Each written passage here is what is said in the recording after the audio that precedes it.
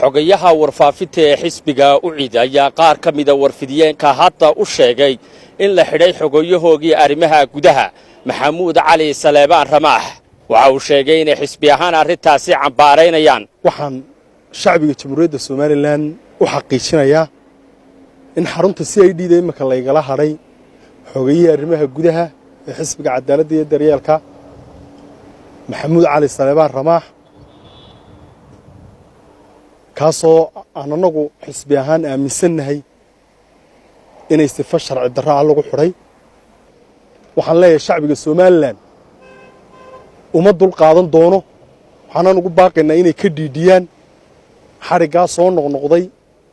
haddii kale qof walba halkiisa ugu imanaysaa. maanta ramaaxo kaliya la xidhay, berri laakiin cid walba waa la xidhaya. xogayahaasi arrimaha gudaha ee xisbiga u cid ayaa deegaan ahaan ka soo jeeda gobolka saaxil. xisbiga u cid wuxuu ugu baaqay in gobolkoogaasi ay difaacdaan, waa sida hadalka uu u dhigaye xogayahooga la xidhay. waxaan ugu baaqaynaa dhammaan shacbiga jamhuuriyadda Soomaaliland inay xarigaa ka dhiidhiyaan, gaar ahaan deegaanka uu ka soo jeedo. waxaan leeyahay waa in laga dhiidhiyaa, waa in la tusaa xarigaasi inuu xarig xaaraana yahay, uu xarig sharci darraa yahay. waxaan ugu baaqayaa taageerayaasha xisbiga inay xarigaa dareenkooda ka muujiyaan. hadday cadaalad darrada iyagu ay ka dagaalameen iminka iyagu ku dhaqmaan, cadaalad darradu muuse yidhi duurkaan ka gala hadduu maanta isagu sameeyo dee waxa weeye waan ka kicisanayay un bay noqonaysaa.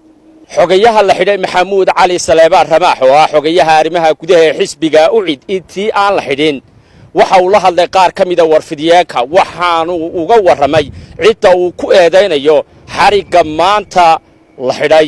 malaa qaar hore ay arkeen oo ka yara baqaa marka waaran iyo wax la soo qaadee dalku sharci buu leeyahay, ninna looga tegi maayo.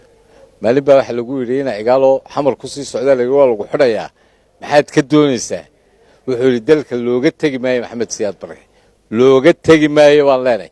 muuse biixi hanjabaaddiisa uga tegi mayno, way jirtaa cagajuglayn iyo hanjabaad fara badan iyo maxaad ku leedahay dowladdayada. inama yaryaroo iminka la soo baxay oo edab daran waa kuwaan maalintii hore sheegayay allaa naaskii hooyadood ayaa qoyan. tan wixii looga tegi maayo, xukun kastoo xun looga tegi maayo, dalkaa la badbaadinaya. xaq baan u leeyahay inaan sheego wixii qaldan. haddaan idhi baashe wuxuu leeyahay xidhiidh markuu inamada lahaa taga muxuu jeeday? war noo ummaddu ha ka garraqdo dulmiga iminka annaga la isleeyahay xusbiyada ku cadaadiya, shicibkana wuu haystaa. maxamuud cali saleebaan ramaax xogayaha arrimaha gudaha ee xisbiga u cid ayaa muddooyinkii u dambeeyey eede isberkan u jeedinayay xukuumadda iyo weliba golaha wakiilada. horena waxaa loo og yahay in arrintaasi uu dacwad uga keenay guddoomiyaha golaha wakiilada. hase yeeshee xisbiga ayaa mar kale sheegay in dacwaddaasi ay hore u dhammaatay. ma cadda sababta maanta xadhiggiisa keentay. betri koosaar maxamuud, telefishinka sahan, hargeysa.